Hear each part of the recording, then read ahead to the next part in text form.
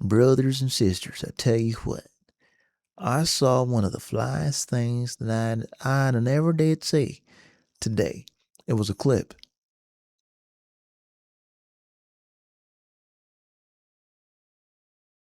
from Terminator 2. I've seen this movie about 1,376 times as a baby, though. Missing all kinds of shit. Legendary movie, I'll never forget it. But there's all kinds of subtext and nuances that a baby is going to miss. And this scene is one of those moments for me, which will compel me to have to go back and just watch all of this old shit again. I'm going to paraphrase it for you. John Connor, little John Connor, itty bitty boy. He's in a phone booth. See, this is back when there were phone booths. To those of you who are uninitiated or don't know what a phone booth is, it's a booth with a phone in it. Travanti has legendary descriptive powers. You can go and you can make a call with 1-800-COLLECT or a couple of quarters, a dime, 10-10-220. And you can make a play. Anyhow, that was just a little bit of context to give you the setting. So this is within the world of Terminator 2. I think this is Michael Crichton. And John Connor and Terminator T-100, they're stuffed into this phone booth. They're on a phone call. John Connor more specifically. And he's speaking to people formerly known as his foster parents. You'll understand why I said formerly known here in a second. So he's trying to reconnect with his foster parents, maybe make his way back to them, check in on them, see if they cool, good. And he's on the phone with who he believes is his foster mom. They were never nice to him, by the way, never friendly. But they're his parents, the ones that he knows.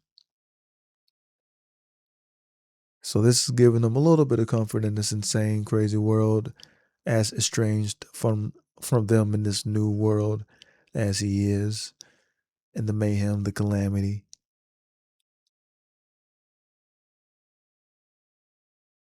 In this phone call or conversation with her,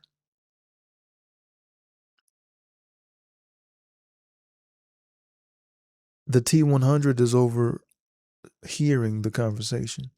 And there's a dog, including whoever the foster dad is, complaining about the dog. He's like, I told you we should have got rid of that damn dog. God be damn it, dipped in dog shit and all that. Dog is going crazy because the dog knows that something is up. They be knowing. Courage the cowardly dog be knowing. He's never not known when treachery was afoot. Okay. The T-100, the Terminator, he clocks this. And he turns. He covers the phone so that this bitch can't hear what he's saying. And he says, "What's your dog's name?" "What's his name?" John Connor goes, "Max." The hell?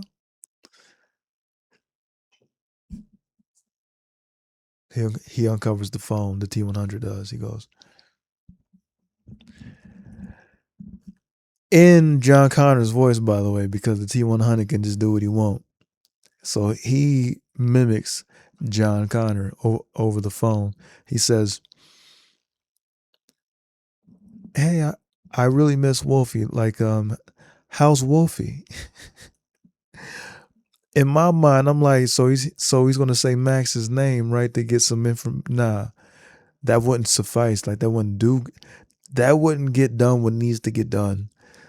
What the Terminator needs to do, has to do to protect and save John Connor from himself sometimes, because John Connor is the savior of all humanity, is that he's got to target and eliminate all possible threats to John Connor and therefore humanity.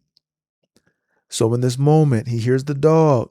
He's like, something that the real John Connor's mom wouldn't fuck up. She would not fuck up the name.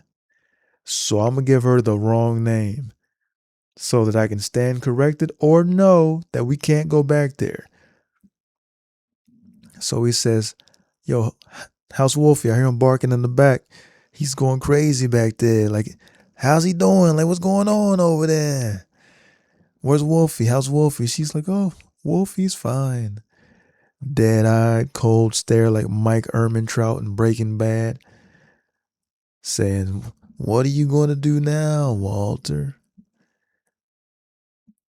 When he said Wolfie instead of Max, and she acknowledged Wolfie like she knew that that was the dog's name, indicating that no, or confirming that nah, it's not, you fucked up, ma'am. That's how he could confirm that that was the other T-100, that that was another Terminator. And what this also meant, this harsh truth, was, and he turned quickly, nonchalantly, to John Connor, and he says, your foster parents are dead. He just says it. He don't put no syrup on there. He don't sugarcoat shit. He looks at him and he's like, your foster parents are dead. John Connor just goes, okay. And that was the fucking scene. It's crazy. I gotta see this again. One of my homegirls, she's never seen Terminator 2. I was like, what? I gotta go back and watch it again. And again, maybe. Because we're well on our way. Let's just say we're well on our way. Well on our way. You know what I mean? So Terminator 2, scene was crazy. Incredible scene. The nuance, the subtlety. I definitely appreciated that.